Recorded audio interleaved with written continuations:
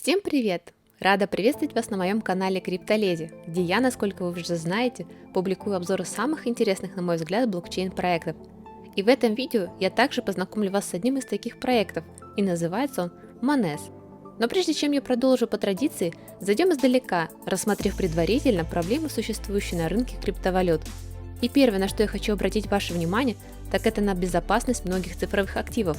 Ведь несмотря на то, что рынок медленно и уверенно развивается, все же в его стихии до сих пор немало мошенников, каждый из которых готов использовать современные технологии в своих целях.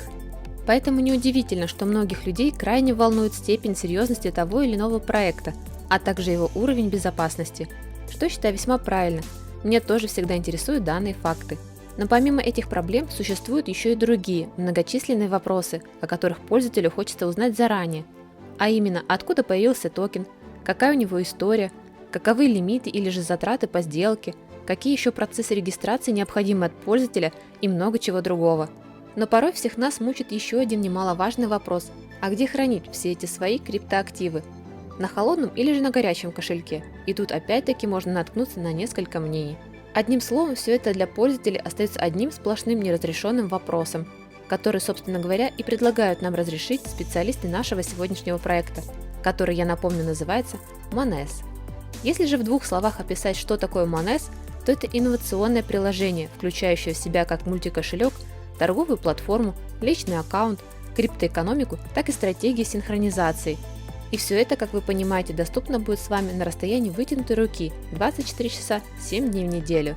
То есть Monese – это то самое решение, которое стремится упростить ваше управление имеющихся криптоактивов, позволив их хранить в одном месте.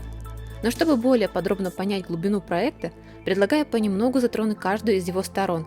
И начать я предлагаю с мультикошелька, главная цель которого, как я уже сказала, состоит в облегчении управления ваших криптоактивов, позволяет тем самым не только визуально ориентироваться вам среди имеющихся токенов, но и использовать любой из трех разных типов кошелька: стратегический кошелек, кошелек активов и кошелек ежедневного использования, о каждом из которых уже более подробную информацию вы получите посредством технического документа. Дополнить же все это многообразие спешит и центр обмена данных, который за счет своей интегрированности позволяет автоматически сравнивать лучшие ценовые предложения от многочисленных бирж, раскрывая перед вами самые лучшие торговые возможности. Но чтобы эти возможности были еще более эффективными, специалисты Monese разработали дополнительную функцию, доступную в рамках своего приложения под названием Sync Strategy, благодаря которой вы, собственно, сможете овладеть всеми необходимыми знаниями в области разработки стратегии, используя при этом опыт других, что я считаю очень здорово.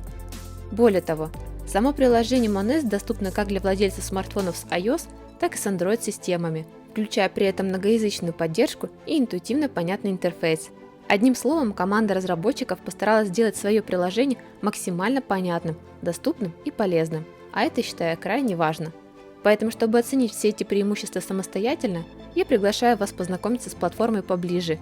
А для этого, как вы уже, возможно, догадались, все ссылки на официальные ресурсы я подготовила заранее.